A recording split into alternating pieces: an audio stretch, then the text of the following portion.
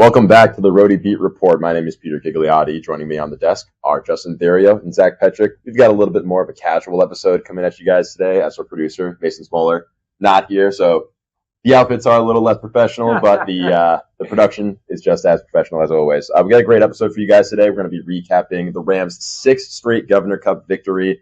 We're going to be going over our game reaction and analysis, and then a look at our game this week, a top 25 matchup against New Hampshire. So stay tuned as it's only just getting started here on the Rhody Beat Report.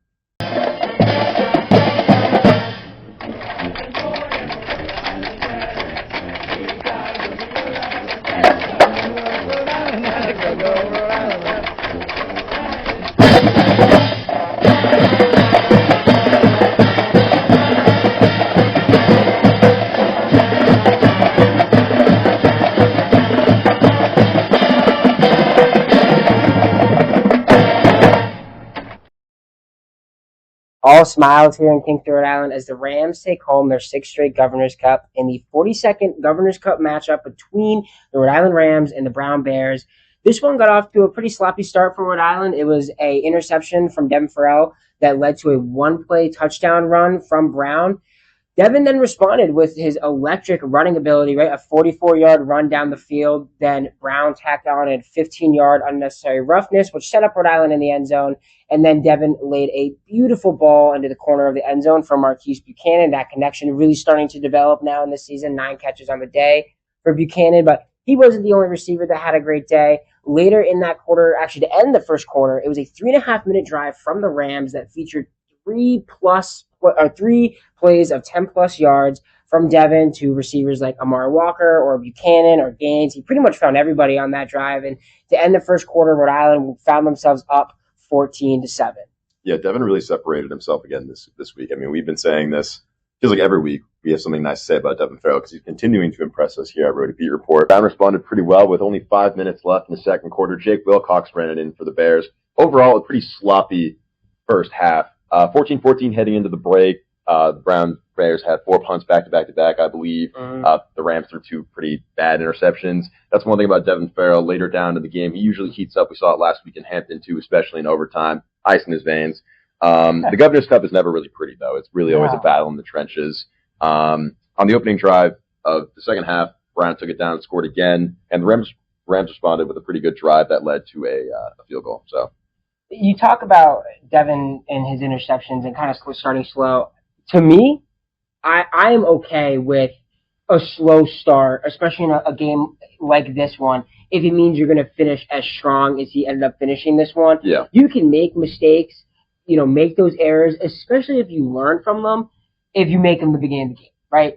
If you're going to, be inconsistent, start cold or end cold, start cold and end high. And that's what we've seen from Devin. And I think that kind of trend is a lot better for this team than 2 different quarterbacks, than benching and starting and kind of all that all over the place inconsistency. I think this kind of gives you a better understanding of what to expect week to week, and it can honestly light a fire under these guys sometimes. So I think, yes, it was sloppy, but good on Rhode Island for sticking in this one and rallying behind their quarterback and sticking with him too. Mm-hmm. And something we've talked about so much, and we're going to talk about today as well, is that defense. You know that if you start cold, and what we've seen is this defense is able to keep you in games. And they did that again. They were down 21-17 heading into that fourth quarter. What did they do? 14 unanswered points in that fourth quarter. Mm-hmm. So they come back, so that defense can really keep you in the game. And we'll talk more about the fourth quarter. A 21-yard carry from Deion Sanders to start a drive, followed by a 45-yard end-around touchdown from Sean Harris.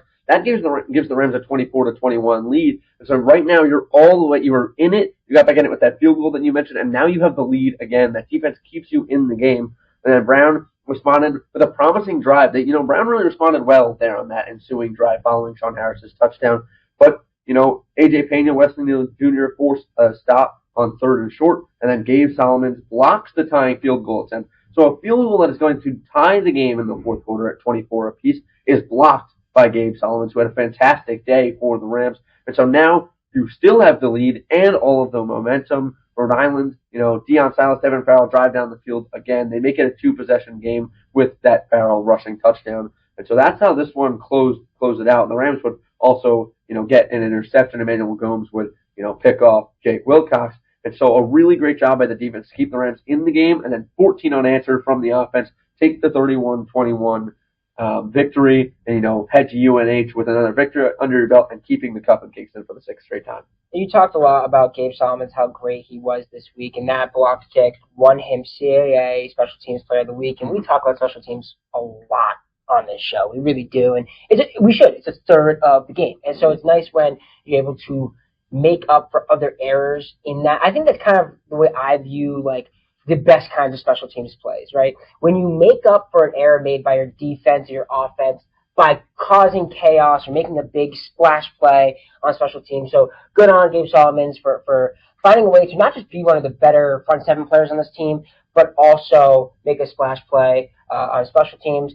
And talk about just how good Rhode Island's defense was, but also Brown's defense. Mm-hmm. We have spent a couple weeks now on this show talking about how the Rhode Island run game, and specifically Malik Grant, has come on strong the last couple weeks. Brown shut it down. It was non-existent. We're talking about less than 2 yards carry in the first half. It was honestly kind of ugly, and that's what I liked about the coaching staff and plays like that end around to Sean Harris. Mm-hmm. You were able to expand the run game, go on the outside instead of continuing to try to punch it up the middle when it wasn't working. And once you're able to break off those big plays, you kind of break their back, right? They've been so great all day, well motivated, playing hard, coached well, but good plays from the offensive coordinator, good play calling, finally breaks through that Browns defense. And good on Rhode Island for really playing all three facets of this game really well. You talk about making a splash. Rhode Island, they keep the cup. Governor McKee hands, Coach Fleming the cup. But also, defensive lineman Patrick Converse gets engaged after the game. Yeah, that was great. So, which was really fun. I actually missed it. I didn't get to see it. There was a huge commotion on the field. I thought they were just celebrating, lifting the cup once again. And then, we get in here, we get in the press room, and I hear that he got engaged. And I was like, how did I miss that? So, congratulations. Big congratulations there. And so a win and another ring. Trophy and a ring for Patrick.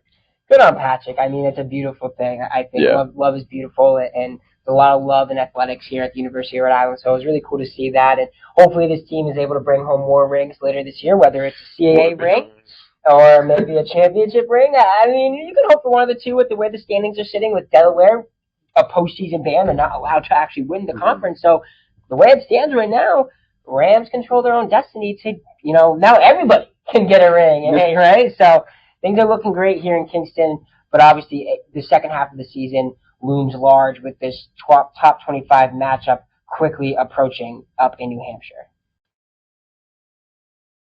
Entering this weekend, Rhode Island only trails Delaware in conference standings. They've won 4 games straight, leaving only 3 other teams who have gone completely undefeated in CAA play, those being Richmond, Villanova, and the University of New Hampshire, making this weekend's matchup against the Wildcats all the more crucial. Now, there's a cluster of teams who have gone 1-1 in conference play: Stony Brook, William & Mary, Towson, UAlbany, and I believe Monmouth. The Rams only play Monmouth and UAlbany, so you have to just win out. That's all you have to do to keep yourself in the top of the standing in the CAA. So we'll make sure to definitely keep you guys updated as the remainder of the season continues. But heading into New Hampshire, there's one key piece to this Rams team that really needs to be on point, and that's Devin Farrell. We're obviously pretty big fans of Devin Farrell here at the Rhody Beat Report. We like to call ourselves the Farrell fan club.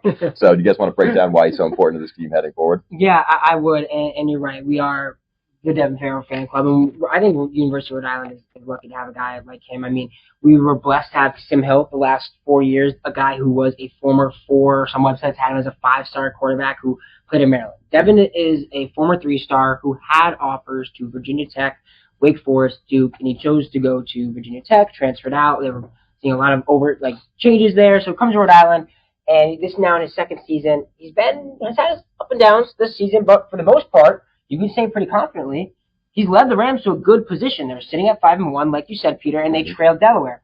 It's important to note, Delaware can't win the conference. They're barred from postseason play. They're barred from winning the conference. They move up. They go to the Conference USA next season. This is their last year in FCS play. That's why they're not ranked. They're 6-0, and they're unranked for a reason. So Rhode Island controls their own destiny, and it's all in the hands of Devin Farrell, who just had another pretty great week. Obviously, 2 pretty ugly interceptions. Yeah, don't want to sugarcoat that. No, but here's what I'll say, and I've said it earlier in today's episode. It is okay if you're exercising your demons in the first quarter. If it means you're going to play flawless football the rest of the way. I mean, Devin had 244 passing yards, over 20 completions on the day, a passing touchdown, over 60 rushing yards on only 8 attempts. He had a day. Yeah, he had a day. And this is following up. And forgetting that rushing touchdown as well. It's not just the yards on the ground. It's also, the 5-yard touchdown with his legs. So, I mean, we can't deny it. He brings so much to this team. Mm-hmm. If he throws 2 picks in the first quarter, I'd rather have him do that than in the fourth quarter in crunch time when it truly matters. If he had crumpled in the fourth quarter against Hampton, we would be 4-2, and we'd be talking about a completely different situation. And he benefited from a really good performance from the offensive line this week. No sacks allowed, only 1 QB hits. Devin stayed pretty clean except for the times he himself chose to go out of the pocket. But I think what is so great about Devin is he's a fighter. How many times this season have you seen this team or Devin himself kind of have his, back to the ropes, right? He's pinned to the ropes, back against the wall, and he just fights back. The Hampton game, now this game, he's Holy Cross, right? Yeah, 4th and 13. Come on. He has won everybody on this campus over. He's won the fans over, and I know he's had his growing pains. We got to remember, this is a guy who's having his first true season as a starter. He's a redshirt sophomore. He will be here for years to come, hopefully, right? Mm-hmm. So this guy has been fantastic. He's been a leader amongst men, right? He leads the locker room. A lot of respect for this guy. He's been fantastic. You talk about his ability as a runner getting in the end zone. It makes this team deadly at the goal line. You don't know who's going to get the ball. We've talked about a plethora of backs, whether it's Malik Grant or Dion Silas or Gabe Sloat, Tommy Smith, Greg Gaines, big body players that you could do a lot with. And at the center of all of it is a quarterback who, like I said in the first episode of the show, creates tons of spacing. And it's just been so fantastic for this team, and he's complemented by a lot of really talented skill position players. Yeah, you're exactly right. And you talk about those skills positions and spacing the field. And, we already mentioned, the Sean Harris end-around touchdown, but that's exactly what they need to do. He makes other players better because just of the threat with his legs and with the arm. So what you said, on the goal line, who's going to get the ball? It's going to be Malik Grant, Dion Silas, Gabe Sloat. Is it going to be out to Marquise Buchanan and Greg Gaines? Or is Farrell going to keep it on the ground himself, pull the read option and take it to the house like he did, against Brown for that 5-yard rushing touchdown? So, Marquise Buchanan, best game of the season. His first game over 100 yards this year, 107, the 4th of his career, continuing to turn into that fantastic star wide receiver that this team needs. He's been that over the last 2 years. That's thanks to Farrell. Found him a bunch of times. Found him in the end zone against Brown. Greg Gaines, 6 catches, 47 yards. He continues to turn out strong performances for his quarterback. Amari Walker, Harris, Tommy Smith, they all also added to their tallies. Walker came in for, a good portion of a drive there, had a few catches. I was surprised to see him out there. I was like, he's really producing out there, in his opportunities. So he's making everybody better. And, and that includes, the skill positions as well as the defense, because we talked about it last week. They need to stay on the field more, Rhode Island. Yeah, they do. And so if they can do that, the defense will be better. Rams, we mentioned the interception, them playing well, getting stops, Gabe Solomon, the field goal block, Weston Neal Jr. and A.J. Pena getting that third down stop, that big third down. But also, Malachi Burby with the game-sealing fumble at the end of the game as well. He also had 2 tackles. And so the Rams defense, they've done a good job. They've limited the big play. Mm-hmm. And, that now is thanks to them getting more rest because the offense is going to be on the field more. Yeah, it's good on them that they've limited the big plays a lot this season. I will say, I think the biggest part of the defense that you can criticize, and rightfully so, is the inability to kind of generate turnovers. They did get that fumble late in the game, but not a lot of interceptions this year. In fact, in the CAA, they allowed the highest completion percentage for quarterbacks. They're one of 2 teams above 65%. In fact, Rhode Island allows a completion percentage of 70%, but you can kind of attribute that to that, 2 high safety look, the talent of the DBs, and kind of just forcing teams to keep it the dink and dunk way, kind of a West Coast style approach of just keeping it small gains. And it's a bend don't break approach, and they've done a great job so far this season of not breaking in most of the games. Obviously, we had the shootout against Hampton, but outside of that, they've done a really fantastic job playing their FCS opponents. But one thing I wanted to note is Rhode Island's, and it's kind of off topic from the game, but Rhode Island's ability to kind of attack the transfer portal in recent years. I mean, Dion, Greg Gaines, both coming from Iowa State, so that's great job to kind of poach that program, right? Of the guy, and they poached Sacred Heart a couple times this offseason, right? And then we mentioned it. Sim Hill was a Maryland, then Tennessee, and then gets to Rhode Island. And both quarterbacks that you've seen this year, Hunter Helms, a Clemson transfer, Devin Farrell, a Virginia Tech transfer. So with the new age of NIL deals and transfer portal, I think it's a good thing that these athletes can control more of their own destiny. And it gives a program like the University of Rhode Island an opportunity to pick on the guys that feel like they should get more playing time or they're just not in the right fit. And they get to come to what is a beautiful place in Kingston, Rhode Island. If you've ever read Lamar Odom's autobiography, he talks about just how beautiful and secluded this place is. And you give athletes like Devin Farrell a chance to come in and kind of craft his own legacy in a season where Rhode Island has a chance to make the postseason for the first time since the 80s, right? And so something obviously none of us have seen in our lifetime, right? So I don't know if we look it, but we're not that cool there. It would mean a lot to this program, to this state, and I'm sure to these guys' families. And it's been fantastic to see the coaching staff approach that portal with this kind of attitude. And they've even done a good job of kind of keeping their own guys in-house. We saw last year a couple guys enter the portal from Rhode Island, and obviously we want what's best for them. Go get that big opportunity on a big stage, like AJ Cornelius, right? Going to be a first-round pick out of Oregon, but you were able to keep AJ Pena, who entered the portal, because you said, hey, you can go to that Big Ten program and kind of maybe not get lost in the shuffle, but if you're here, you're the star. You're the best player on this defense. Everyone looks to you as the leader, and you can also provide the same opportunities to guys who are coming in from those Power Forward programs. So good on Rhode Island for picking up all this talent, and finally it's all starting to click in a way that has given Rhode Island, obviously 2022 was a really promising season, but again, another chance at something they have not done in decades. Yeah, I was going to talk about Rhode Island more. I mean, different sport. Dan Hurley, UConn men's basketball coach, they faced off against Rhode Island, in that charity exhibition. Different sport, won't get into it, but he said, I love Rhode Island. I explicitly love Rhode Island. Show, but yeah. So, I mean, it's a beautiful place. I mean, Coach Hurley has expressed his love for the school and the area and the people. And so, that's basketball, but it's no different. This is an area of New England that, they love their sports teams. Rhode Island, they have RIFC, in the professional area, but not much other than that. They're connected to the Boston, and the Patriots are not in Boston, but they're a Boston team, and so the fans really love their Rhode Island sports, and so I think you talk about NIL and you talk about opportunities. That the crowd behind you, when you're standing on that sideline, that student section will have your back, and they are passionate every single Saturday. Yeah, I was going to say, correct me if I'm wrong. I think I speak for everyone in this room when I say this Rhode Island football team is one of the most exciting we've had in the last few years. I mean, you guys have been here for another year longer than me. I've only been here for now 2.5 years, but this team is something special. But I feel like we've talked about Rhode Island enough, so let's take a look at the University of New Hampshire coming up next. Now, this weekend's matchup is going to be played in Durham, which is by no means an easy place to play, especially for the Rams, who haven't won there since 1995. Over the last 8 years, no away team has won this matchup since 2017. The teams are 3-3 in their matchups. This rivalry is one that's very hot-blooded, I believe. And when you think about it, the Rams have homecoming coming up, right? If you want to stay a contender in CAA play, you have to win in Durham. Yeah, you're totally right, Peter. I mean, a loss here would really set you back, and a win here would give you a lot more flexibility down the stretch of the schedule with a lot of really difficult opponents coming up. But let's take a look at New Hampshire, led by their extremely talented quarterback, Seth Morgan, who has 15 passing touchdowns already at this point in the season. Ridiculous. The reason why they're ranked 24th, the Rams being ranked 16th.